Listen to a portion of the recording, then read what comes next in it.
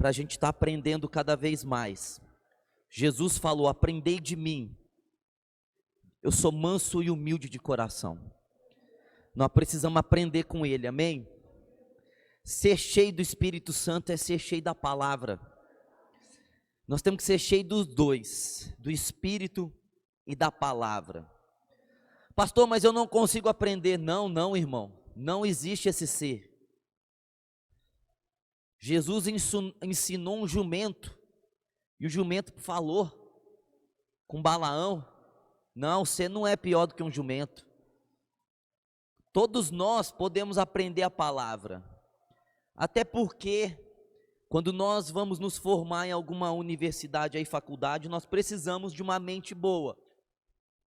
Mas a Bíblia não requer de mente boa, a Bíblia requer um coração aberto. Não tem a ver com a cabeça, tem a ver com o coração. Por isso que todos nós podemos aprender. Você pode dizer assim: vixe, na escola eu era o mais burrão de todos. Eu também era. Eu não tirava boas notas. Mas não tem nada a ver com um jeito de aprender a palavra. Vejam, índios aprendem a palavra, eles nunca cursaram nada. Minha tia conta do meu avô que era cego e lia a Bíblia, e pregava a Bíblia. Cego.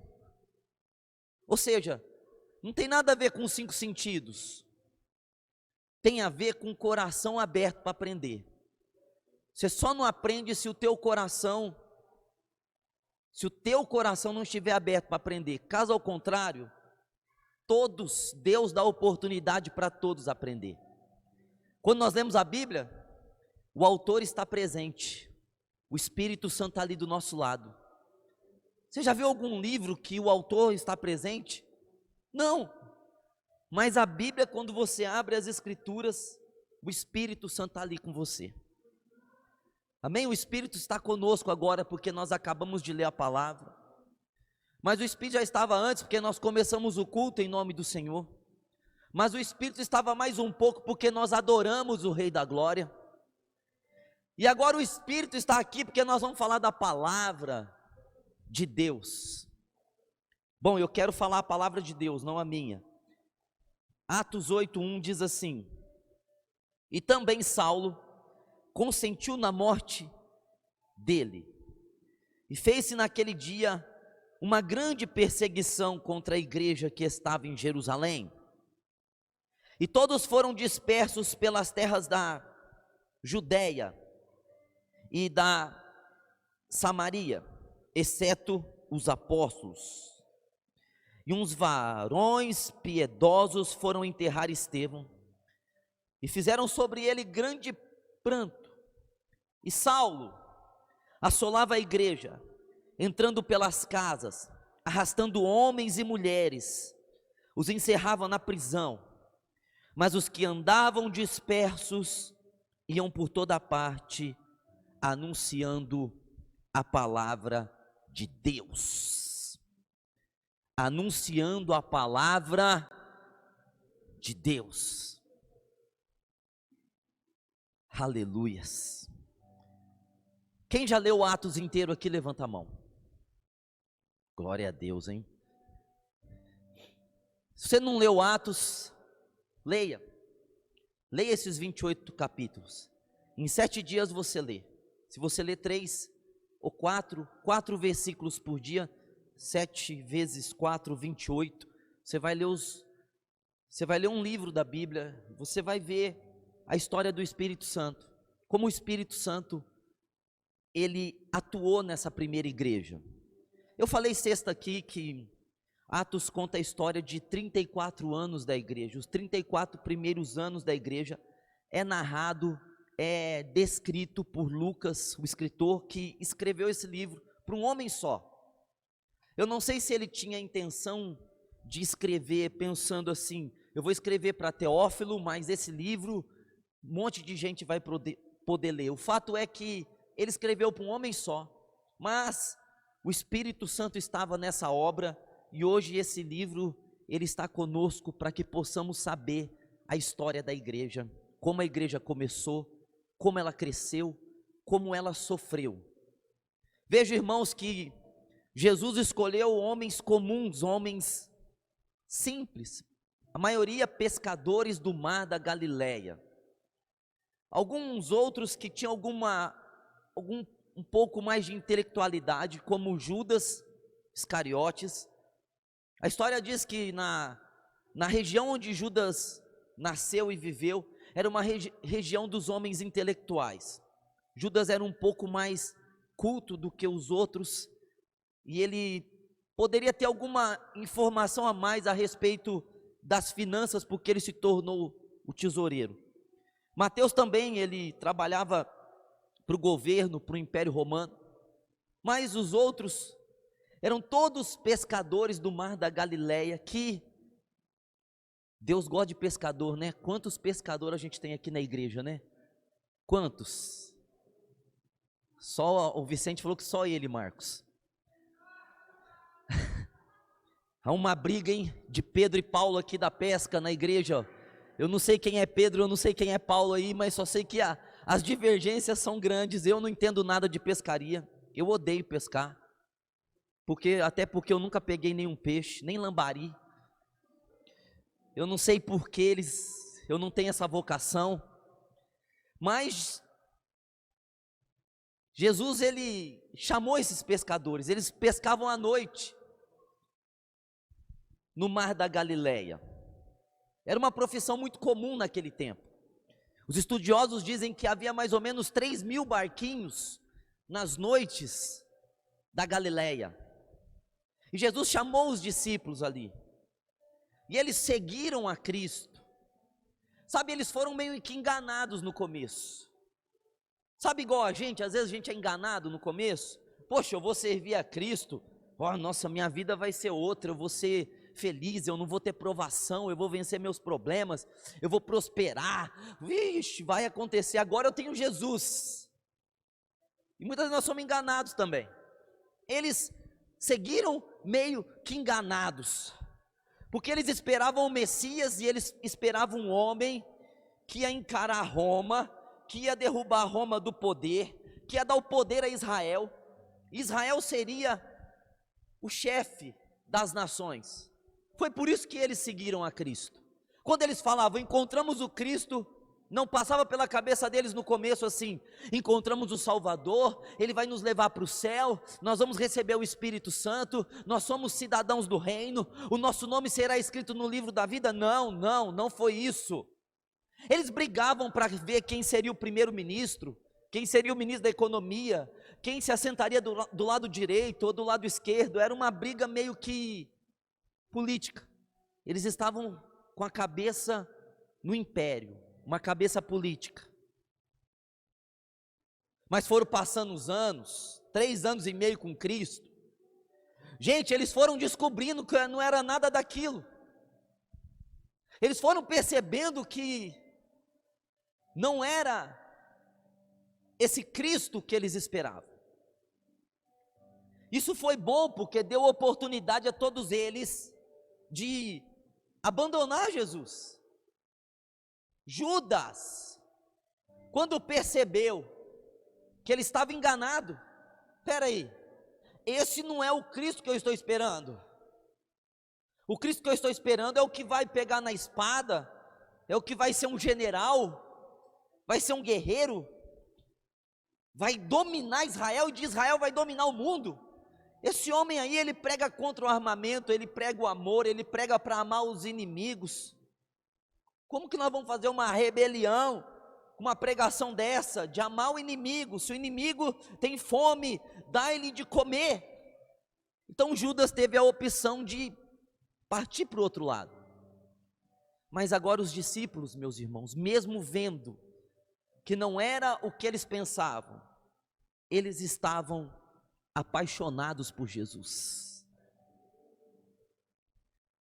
Sabe quando você apaixona por Jesus? É quando você não recebeu o que você queria, é quando você não teve o teu desejo realizado, mas não dá mais tempo de você voltar. Você passou a amar o homem da Galileia. Você amou ele. Os outros discípulos, João então, ele foi um pouco além dos outros. Judas foi além para o lado errado, ele falou, não é esse. Mas João falou, é esse aqui é Deus. E João escreve seus evangelhos de uma forma diferente. Ele diz, nós tocamos nele, Deus habitou entre nós, nós vimos a sua glória, a sua plenitude, e nós recebemos graça sobre graça. João foi um dos discípulos que discerniu que não era um homem apenas ali, era Deus andando com eles. Era Deus movendo, falando, agindo. E eles se converteram. Eles converteram o coração a Jesus. Sabe, a gente fala, Pedro negou a Cristo. Pedro só negou a Cristo porque o propósito de Deus não era que ele morresse na cruz. Porque coragem ele tinha. Porque ele era capaz daquilo. Mas o propósito do Senhor para ele era outro. Mas vejam que eles se converteram. E Jesus tratou eles. E preparou aqueles homens para serem testemunhas de Jesus. 3 anos e meio, e eles pensando em Israel, pensando em domínio, pensando em política, e Jesus pensando em prepará-los para serem representantes, para serem testemunhas.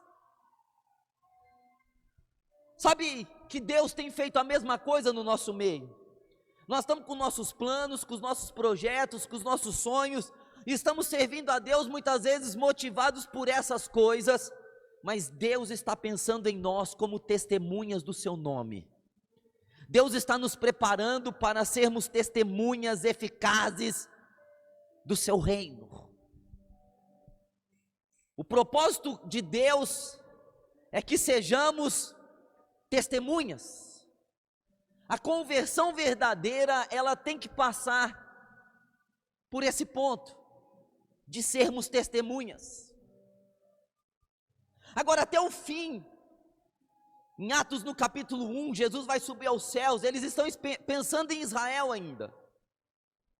Mas aí Jesus abre a mente deles e diz, vocês receberão poder ao descer sobre vós o Espírito Santo. Vocês vão ser minhas testemunhas, em Jerusalém, em Samaria, na Judéia e nos confins da terra. Vocês vão pregar o meu nome. Agora, quebrou o sonho deles. Sabe o que é quebrar o sonho deles? Eles deixaram tudo por 3 anos e meio para um sonho que eles tinham de ver Israel liberto, e eles queriam fazer parte daquela libertação de Israel. Eles queriam pegar em espadas se fosse necessário, eles queriam seguir Cristo até o trono, e de repente o sonho deles foi quebrado. Não era aquilo que Deus tinha para eles. E muitas vezes, irmãos, os nossos sonhos são quebrados, porque não é o que Deus tem para nós.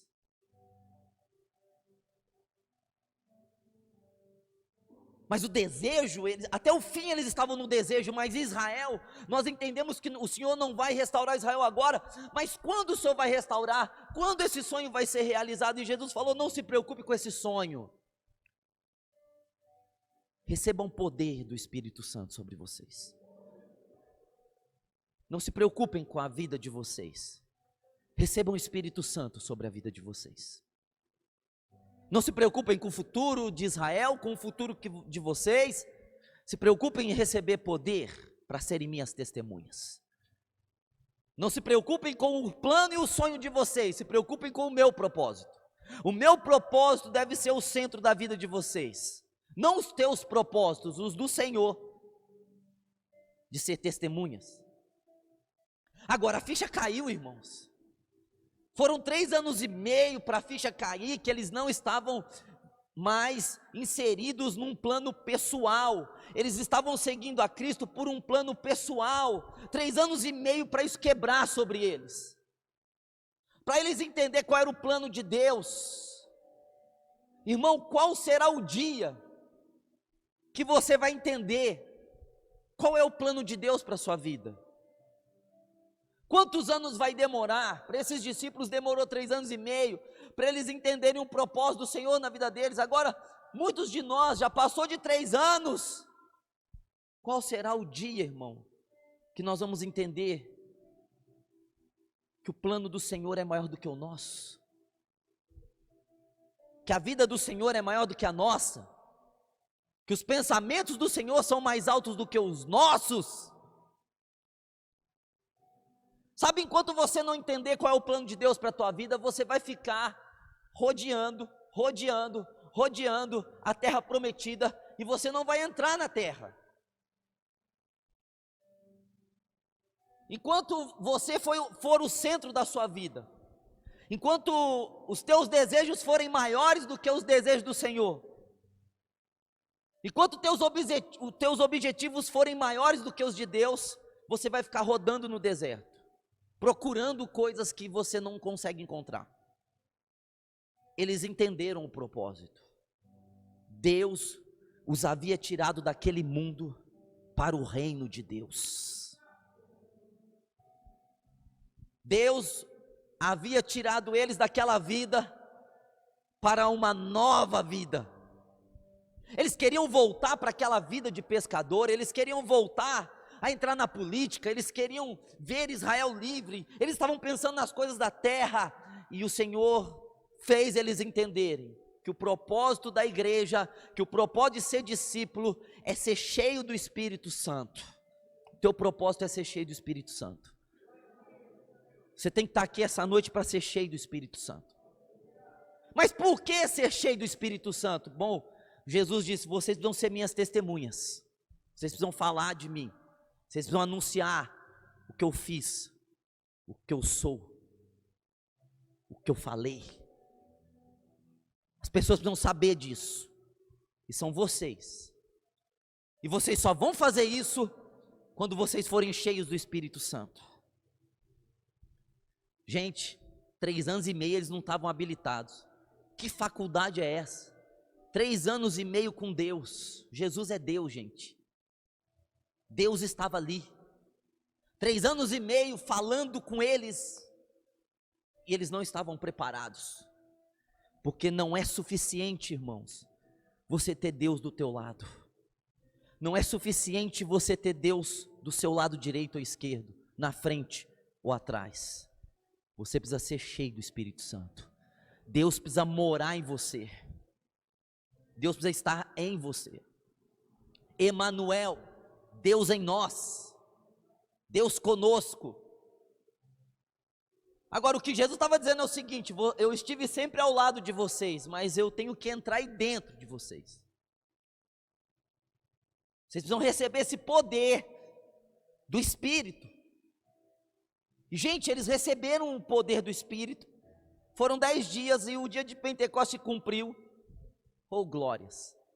E as línguas vieram sobre eles, línguas de fogo, letras, frases de fogo pousaram sobre eles, e eles falaram em línguas. E ali, nesse dia de Pentecostes, o Evangelho já se espalhou para o mundo inteiro.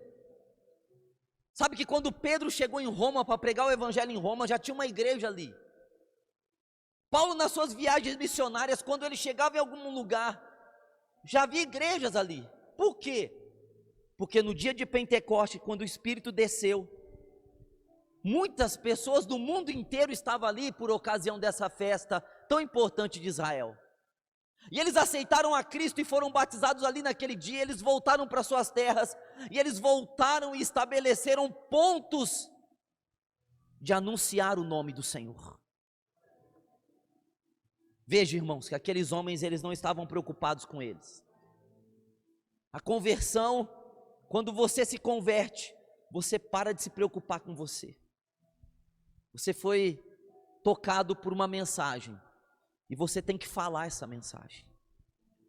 Não importa se ninguém conheça essa mensagem, você é o anunciador dessa mensagem. E os discípulos continuaram na cidade de Jerusalém, os apóstolos. Veja que aconteceu um grande avivamento. Foi aqui que eles pregaram, do capítulo 1 ao capítulo 8, eles estão sempre nas casas, pregando de casa em casa, falando de casa em casa. Os apóstolos estão de casa em casa pregando.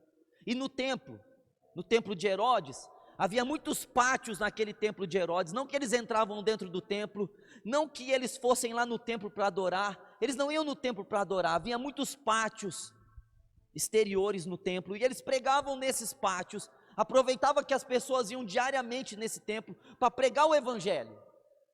E eles pregaram o evangelho de casa em casa e no templo. Agora, aconteceu uma coisa extraordinária, as pessoas foram se convertendo, as mesmas pessoas que crucificaram a Cristo, os mesmos que viram Cristo ressuscitado, muitos daqueles que estavam lá, crucifica-o, solta Barrabás, muitos desses agora fazem parte da igreja. Veja que nem todo mundo que nega o Senhor 1, 2 ou 10 vezes, vai negar o Senhor para sempre. Uma hora essa pessoa vai ser do Senhor, mesmo que o negou. A gente fala assim, fulano não tem jeito, porque eu já preguei para ele, ele falou isso. Gente, o povo que matou Jesus, agora era a igreja de Jesus, era a igreja de Cristo. E eles pregaram o evangelho, e foi uma chama tão grande. A conversão de hoje é um pouco diferente da conversão daquele tempo. Quando a gente fala assim, se converteu a Jesus, o que você coloca hoje na sua cabeça? Se converteu a Jesus, está vindo para a igreja, está indo nos cultos de vez em quando, batizou nas águas, e está indo na igreja, parou de beber, parou de sair às noites, parou com alguma coisa. A gente associou a conversão a parar com alguma coisa, mas a conversão de antigamente era diferente. Eles se convertiam e passavam a ser missionários de Jesus Cristo. Eles passavam a ser pregadores do evangelho. Eles não paravam com as coisas apenas, eles se tornavam testemunhas de Jesus Cristo. Como as pessoas sabiam que eles haviam se convertido? Pelo seu testemunhar, pelo seu falar, pelo seu anunciar Jesus Cristo às outras pessoas. E por isso que em 7 anos, Jerusalém inteira estava quase convertida ou tinha ouvido o evangelho, porque todo mundo que se convertia, abandonava alguma coisa que praticava, mas ia além, se tornava uma testemunha de Jesus Cristo. Hoje a igreja se converte, se torna a igreja dentro da igreja, e é uma igreja de domingo à noite, de cantar 3 músicas, de ouvir uma palavra, de receber uma oração no fim e ir embora. Mas a igreja de antigamente se convertia, aceitava Cristo, e aquele Cristo que agora eles haviam aceitado, eles iam falar às outras pessoas desse Cristo. Sabe, muitas vezes falta para nós essa chama do testemunhar. Porque a gente pode dizer, eu parei de beber, eu parei com isso, eu parei com aquilo, mas isso não é a conversão completa. A conversão completa é você deixar o mundo e ser inserido no reino, e ser ativo no reino de Deus. Sabe, Jesus havia dito, vocês vão pregar em Jerusalém. Eles pregaram em Jerusalém. Gente, diz os historiadores que eram 8.000 pessoas essa igreja. Eles tinham tudo em comum, eles partilhavam pão, eles tomavam a ceia todo dia. Pensou quantos cultos no mesmo dia nas casas, havia muitas casas em Jerusalém, e eles serviam nas casas. Os 12 apóstolos se dividiam, ia um para cada lado, pregavam o evangelho, estava maravilhoso. Eles vendiam suas propriedades, eles colocavam aos pés dos apóstolos. Os apóstolos viviam dessas ofertas, e ainda ajudavam as pessoas que tinham necessidade. Então ninguém tinha necessidade nessa igreja. Eles perseveravam na doutrina dos apóstolos, na comunhão com o outro. Estava tão maravilhoso, mas eles se esqueceram de Atos 1:8. Irmão, você não pode se esquecer de Atos 1:8. Eu quero que você fale isso para o teu irmão, para ficar gravado. Não se esqueça de Atos 1:8. Agora olha que maluquice, né? Atos 1:8, a Bíblia não foi escrita em versículos e capítulos. Na Idade Média eles fizeram esse trabalho maravilhoso. Eu acho maravilhoso esse trabalho de ter dividido a Bíblia em capítulos e versículos. Mas caiu certinho de Atos 1:8, a missão da igreja, a missão dos crentes. E agora em Atos 8:1, que é o avesso, eles são perseguidos. A perseguição veio em Atos 8 a 10 anos depois do Pentecostes. E por que a perseguição veio? Gente, você pergunta assim, eu acho que você já entendeu. Eu disse isso outro dia para um irmão, falei, acabou esse negócio desse evangelho, das pessoas virem para a igreja por causa de bênção, isso aí vai acabar, irmãos, eu tenho certeza. As pessoas não vão mais servir a Deus só por bênçãos, elas vão servir a Deus por propósito. Vai acabar isso. Pode ver que essas igrejas que estão sempre fazendo uma campanha não sei do que, nós já fizemos isso. E faz isso, e 7 vezes disso, para a pessoa receber isso. Irmão, o Espírito vai mudar essas coisas, o Espírito já está mudando essas coisas. Nós não vamos mais ser uma igreja cheia de barganha, eu faço isso para ter aquilo. Nós vamos saber que nós já somos abençoados com todas as bênçãos. Nós não vamos mais servir a Deus por alguma coisa, por algum motivo, é um propósito. Nós fomos chamados para um propósito, não para melhorar de vida, para tirar uma macumba da nossa vida. Isto é consequência da obra de Deus em nós, nos curar, nos libertar, tirar nossos vícios, melhorar nossa vida, mas esse não é o propósito, é a consequência do propósito. O propósito é ser testemunha de Jesus Cristo nessa terra. Se você não entender isso, você vai ficar patinando, rodando, pode vir manifestação, pode aparecer um anjo aqui na igreja, falar com você. Se você não entender teu propósito, que é testemunhar de Jesus Cristo, você vai rodar no deserto. O ano de pôr a planta do pé, você vai continuar no deserto. O ano da conquista, você vai continuar no deserto. Pode vir uma profecia, você não entender. Se você não entender teu propósito, você vai ficar rodando no deserto.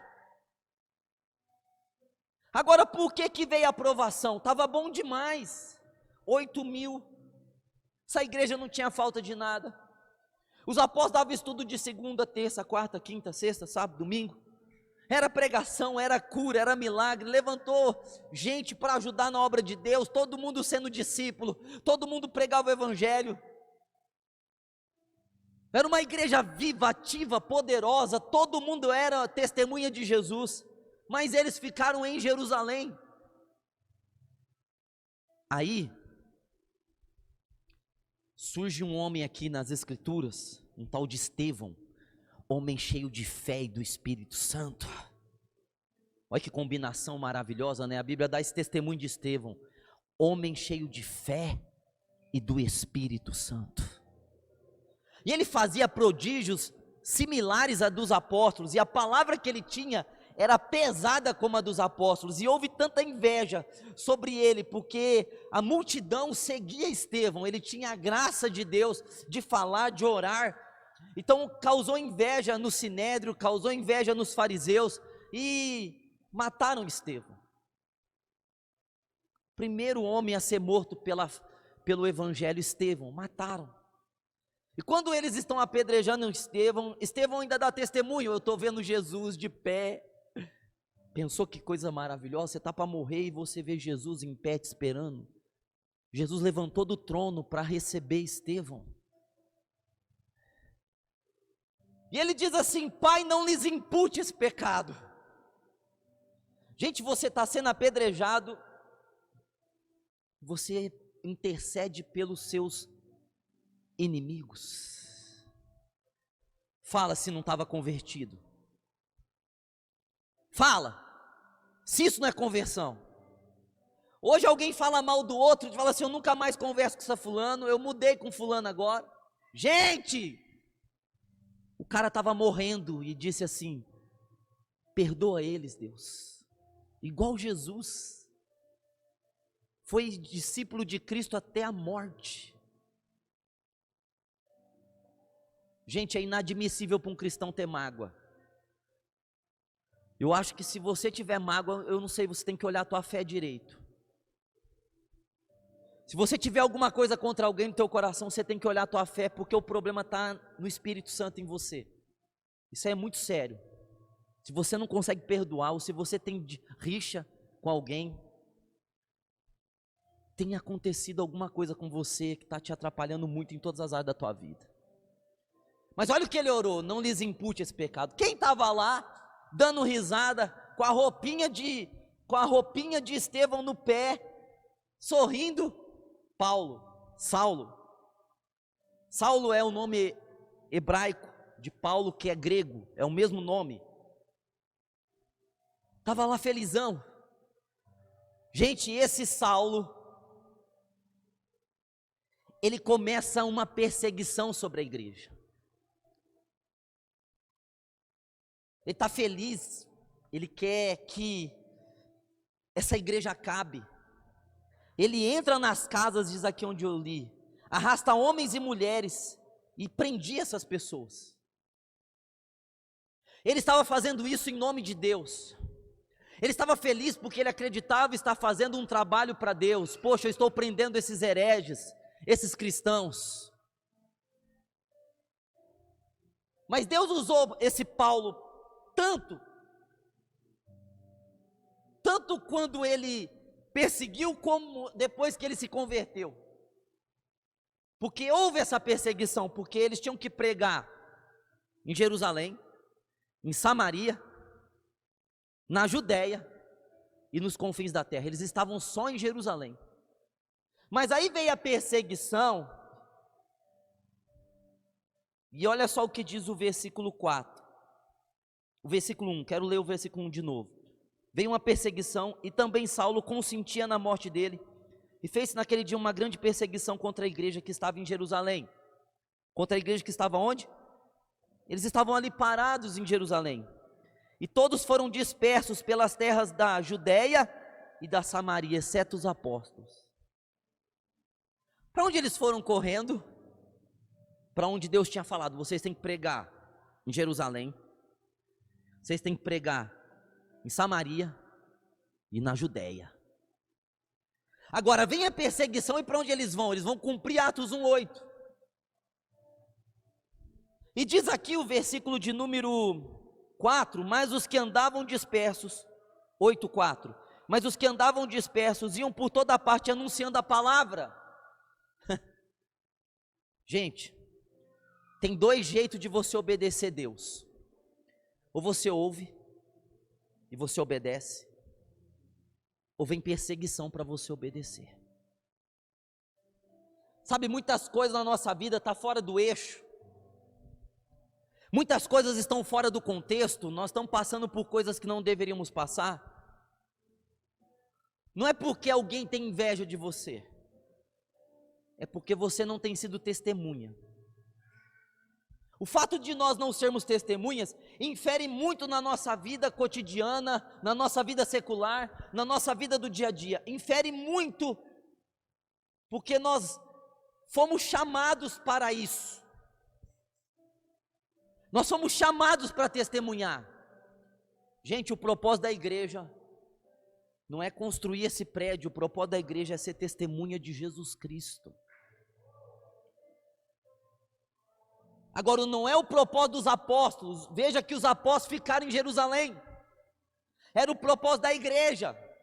Mas a igreja estava acomodada ali em Jerusalém. Então vem a perseguição. Para quê que veio a perseguição?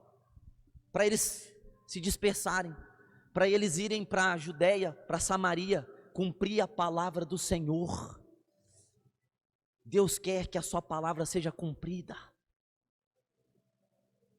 Deus quer cumprir a sua palavra. Agora esse Saulo vem entrando de casa em casa, esses irmãos dizem assim: nós não podemos mais ficar aqui em Jerusalém, nós temos que mudar para Samaria, nós temos que mudar para a Judéia, para as terras da Judéia. E eles deixaram tudo, saíram correndo, desesperados, deixaram casa, deixaram móveis, deixaram a vida que eles tinham em Jerusalém, e foram perseguidos e foram para outros lugares. E eles não pensaram assim: vamos ficar quietinho agora, porque senão a gente já foi perseguido. Não, eles anunciavam a palavra por onde eles passavam.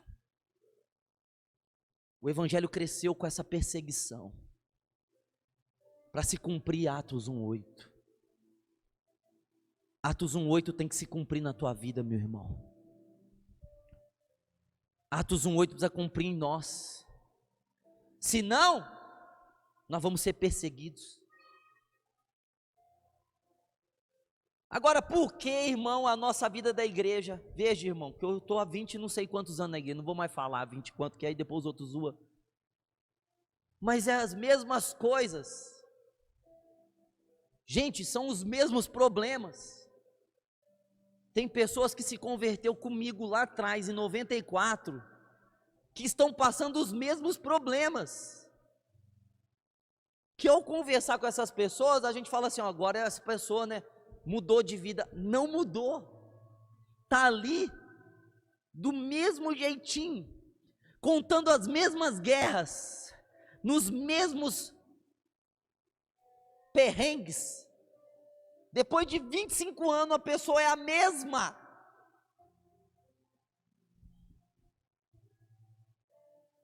Agora, pergunta para essas pessoas: você entendeu o propósito de Deus na tua vida? Elas não sabem.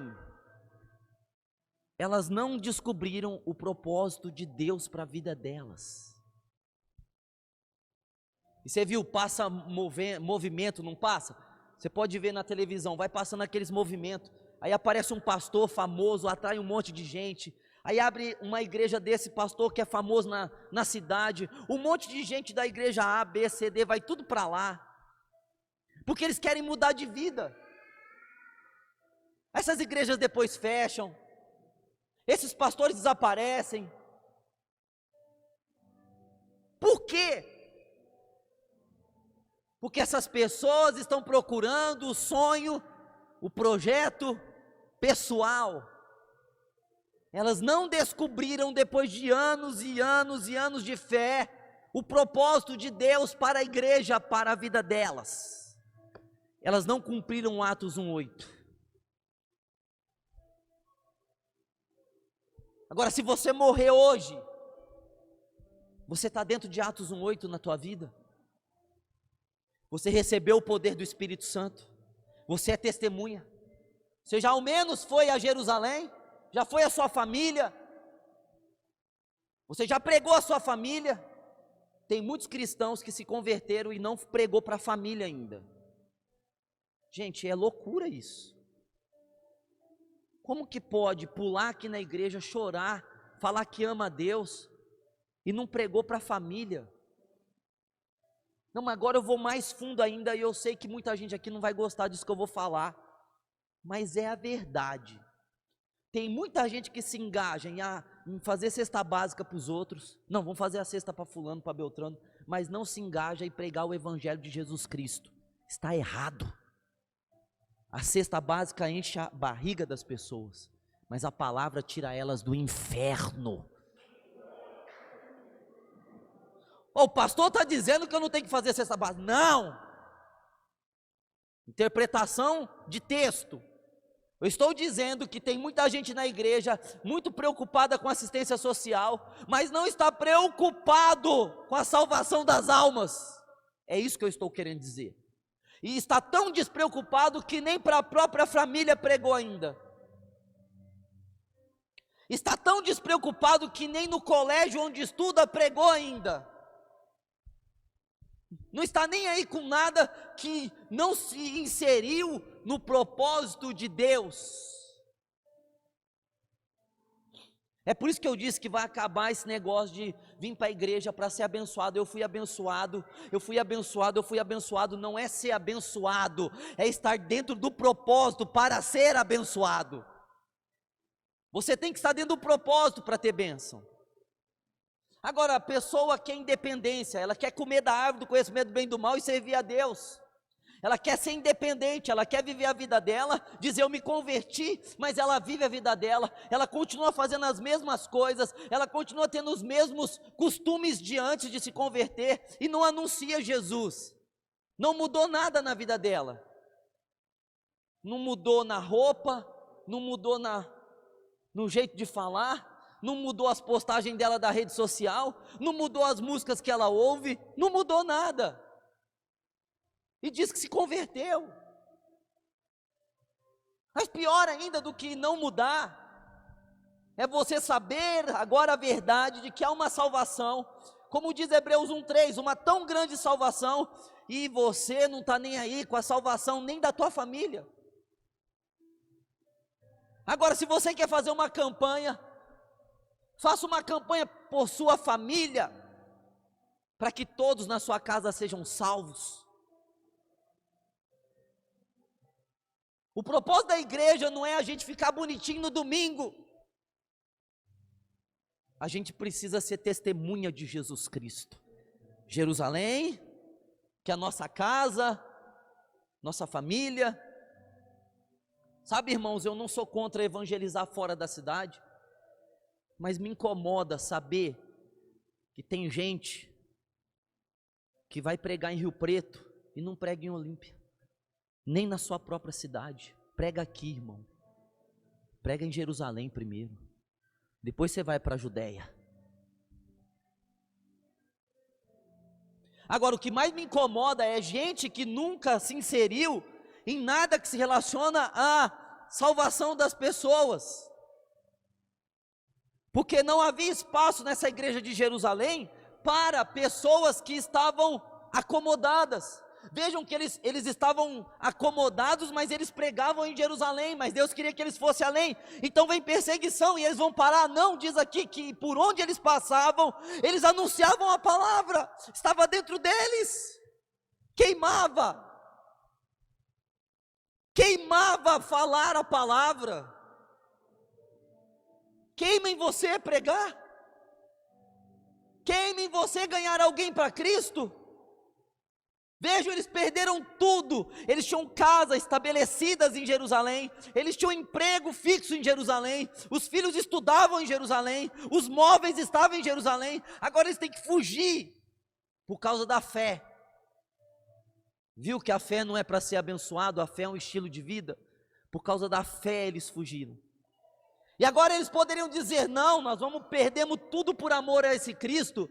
Antes a gente estava melhor porque nós tínhamos casa, emprego, móveis, tudo certinho. Agora por causa desse Jesus a gente tem que fugir, não vamos falar mais dele. Não, ao contrário, por onde eles passavam, e eles pregavam a palavra.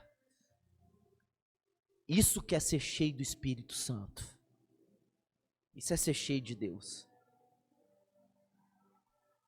Irmão, você está inserido nesse contexto de pregar a palavra do Senhor, de ser testemunha de Jesus Cristo na tua vida.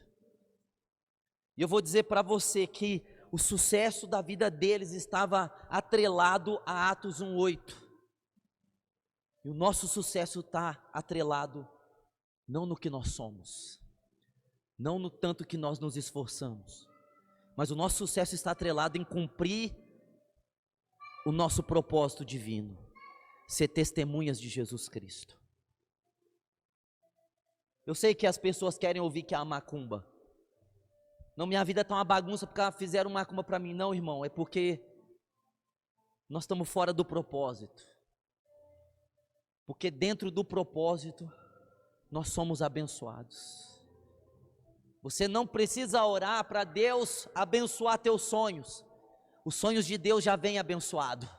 Você não precisa orar para que Deus abençoe teus projetos, porque os projetos de Deus já são abençoados. Não requer de oração, não requer óleo para ungir, já são ungidos.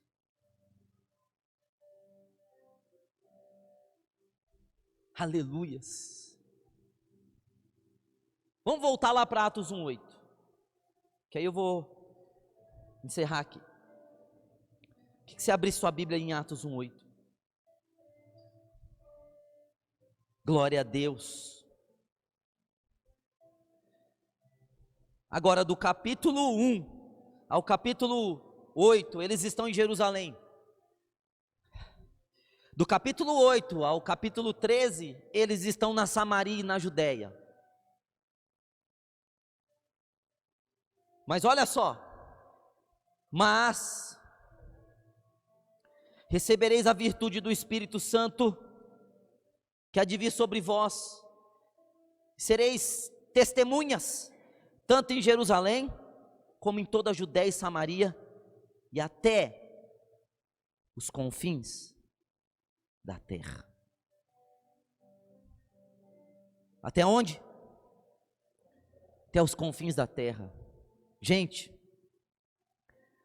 Atos narra 34 anos dessa história. Veja que do capítulo 1 ao capítulo 8 eles estão em Jerusalém. Do capítulo 8 ao capítulo 13 eles estão agora na Judéia e na Samaria. Mas no capítulo 13 eles vão começar a cumprir até os confins da terra. O Espírito Santo veio para isso, para cumprir Atos 1:8. O Espírito vem sobre nós para isso, para dar poder a nós para cumprir Atos 1:8. Agora eu disse que esse Paulo foi tão abençoado que ele, sem saber, ele fez o evangelho ir por Samaria e pela Judéia, porque ele perseguiu, ele entrou de casa em casa. Mas agora Deus vai usar esse homem que perseguia a igreja para cumprir Atos 1:8, para ir até os confins da terra. Então Paulo, que perseguia a igreja, está indo para uma cidade perseguir a igreja com carta das autoridades para Damasco, e ele cai por terra porque ele vê Jesus. E Jesus fala assim: por que você me persegue? Jesus levou para o lado pessoal a perseguição de Paulo. Jesus não falou assim: por que você persegue a minha igreja? Não, Jesus falou: por que você me persegue, Paulo? É meio pessoal, quando alguém persegue a igreja, Jesus fala: por que você me persegue? E esse homem se converte, meus irmãos. E a conversão de Paulo não foi para melhorar a vida dele, foi para cumprir Atos 1:8. A tua conversão não é para melhorar a tua vida, é para cumprir a palavra de Deus na terra, é para cumprir atos sobre a tua vida. É por isso que às vezes a gente se converte e a gente anda por caminhos, irmãos, de guerra. A gente é enganado, a gente falou assim: agora vai mudar a nossa vida, nós vamos ter tudo glória a Deus e aleluia, e de repente Deus fala assim: não, eu não te converti para o seu bem-estar, eu te converti para você cumprir a minha palavra. Porque não tinha pessoa melhor do que Saulo, fariseu, respeitado, advogado, filósofo, falava 3 línguas, judeu, da tribo de Benjamim, circuncidado, certinho, tinha cidadania romana, era fabricante de tendas, ia herdar uma herança do seu pai na Cilícia, fora do comum. Não tinha vida melhor do que desse homem. Candidato ao sinédrio, noivo, alguns dizem que ele estava noivo. De repente vem Jesus e pá, fala: deixa a tua vida, porque agora eu tenho um propósito para você. Você vai até os confins da terra pregar a minha palavra. Agora, a vida que Paulo viveu foi dura, foi guerra, foi sofrimento, foi angústia, 3 viagens missionárias, ele 3 vezes viajou por 3 continentes, ele evangelizou no mundo inteiro, mas ele morreu feliz, irmãos. Ele morreu gritando: combati o bom combate, acabei a carreira, eu guardei a minha fé, está guardado. Porque ele cumpriu Atos 1:8. Nós precisamos cumprir Atos 1:8, irmãos. Ah, pastor, mas e essa crise, essa pandemia? Irmão, não vai ter nada que tem que segurar a gente. A gente precisa cumprir a palavra do Senhor. A gente precisa começar a orar por isso. Deus, me usa. Deus, eu quero cumprir tua palavra. Você precisa esquecer um pouquinho de você, se inserir na palavra. Sabe, talvez você nunca vai aos confins da terra, mas você já orou pela igreja que está lá no Paquistão, na Índia, sendo queimados lá. tua oração chega aos povos longínquos. A igreja que agora, enquanto nós estamos aqui dando glória a Deus e aleluia, eles estão morrendo, pegando fogo, porque os muçulmanos estão queimando as igrejas. A mídia não mostra, mas quantos cristãos estão morrendo queimados, igrejas estão sendo destruídas. Na China foi todas as igrejas fechadas. Estão matando cristão na China. Na Coreia do Norte tem campos de concentração com cristãos.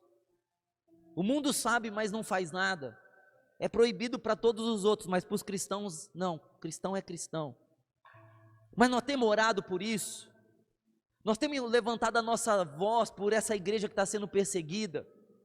Ou você veio de carro para a igreja, você veio de a pé, ninguém te parou no meio do caminho. Você está aqui sentado. Ou você já parou para pensar que tem pessoas agora que estão presas porque elas têm a fé que você tem? Que muitas estão morrendo, sendo judiadas por essa fé. Você pode até a tua pessoa, a tua presença não ir aos confins da terra, mas se você quiser, irmão, você que está aqui sentado, se você quiser, a tua oração vai até os confins da terra, a tua oração vai. Mas nós estamos tão preocupados, né, com a pandemia, de não pegar o vírus, de morrer. Muitos de nós já estamos mortos, irmãos, porque nós estamos fora do propósito. Você está com medo de morrer fisicamente, mas você está morto espiritualmente. Você deveria ter muito mais medo de morrer espiritualmente do que fisicamente. É muita preocupação consigo mesmo. É muito egolatria. Nós não adoramos imagens, mas há muita egolatria. Estamos adorando o nosso próprio ego. Egocentrismo. Estamos colocando toda a gente no centro. Se não for do teu jeito, você sai da igreja, você vai para outra. Sabe, não pode acontecer nada, porque você é intocável, você é um vaso, uma porcelana. Não, irmão, só um que não pode ser tocado aqui no nosso meio, é Jesus Cristo, Filho de Deus. Agora, nós não podemos ser essa igreja egocentrista, porque aí nós vamos ficar morrendo.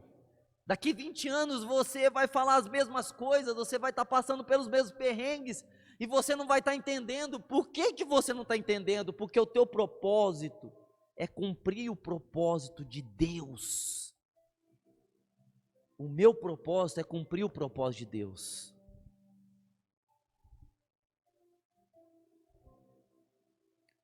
Aleluias. Eu quero ser cheio. Quando eu me converti, era uma igreja de meninos, nós éramos todos meninos, os obreiros tudo menino, pastor menino, nós tudo era uma igreja de menino. Então a gente queria ser usado por Deus. Quando é menino, a gente eu quero receber o poder do Espírito Santo para ter o dom, para as pessoas ver, para as pessoas reconhecer a gente. A gente queria ter o nosso ministério. Sabe o que é o nosso ministério? Eu não faço nada, irmão, fora da igreja. Nada. Eu não faço, porque eu não quero ter o meu ministério. Aí eu vou pregar na igreja tal, na igreja tal, na igreja tal, eu não tenho o meu ministério. É o ministério do Espírito Santo. É para a igreja. Agora, quando a gente é menino, a gente quer ser usado para os outros ver. A gente quer usar o Espírito Santo. A gente quer usar, a gente fala assim, Deus me usa, mas é o contrário, a gente quer usar o Espírito Santo. Porque não entendeu o propósito. Agora, quando o Espírito Santo nos usa mesmo, não é para nós mesmos, é para o reino, para as almas, para a salvação. Não tem nada a ver com a gente, tem a ver com Ele. Tem nada a ver com o elogio que nós vamos receber depois do que nós falamos ou do que nós fizemos, porque muitas vezes nem elogio teremos, mas porque o Espírito Santo ele não está interessado em nos promover, ele quer promover Jesus através de nós. É por isso que tem uns testemunhos que eu não gosto de ouvir. Os irmãos falam de um jeito que parece que são eles que são especiais. Não, o testemunho glorifica Jesus Cristo, Filho de Deus. Tudo na tua vida tem que glorificar Jesus.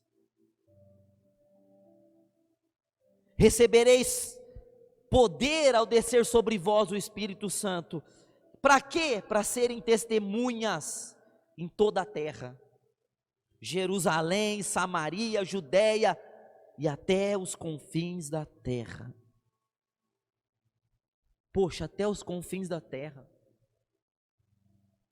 Aleluias. Sabe, Deus falou assim: quem eu enviarei? Quem há de ir por nós? E a resposta mais rápida do mundo foi a de Isaías: eis-me aqui, Senhor, envia-me a mim. Sabe, as coisas começam quando a gente começa a orar, a gente começa a pensar, a gente começa a colocar no coração, a gente começa a parar de pensar do jeito que a gente pensa, para pensar do jeito que Deus pensa, e a gente começa a mudar na nossa oração. Sabe, a nossa oração às vezes é me dá, me abençoa, Deus, eu estou aqui. A gente vai mudando a nossa oração: Deus me usa, Deus me abençoa, me dá poder para ganhar as almas.